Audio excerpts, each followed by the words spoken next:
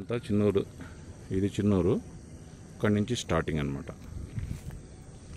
Total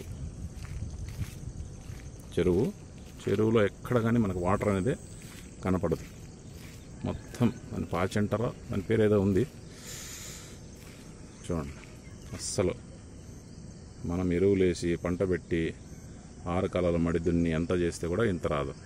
చూడు ఏమి వేయకున్నా ఇట్లా వస్తుంది. పక్షులు జమ్మని చెరువు కోళ్ళు పరిగెత్తండి దానిపైన. ఎక్కడ వాటర్ అనేది కనిపించదు. ఇది చిన్నూరు కట్ట. ఈ కట్ట కింద మళ్ళు, ఆ పక్కుండేది పలమనేరు.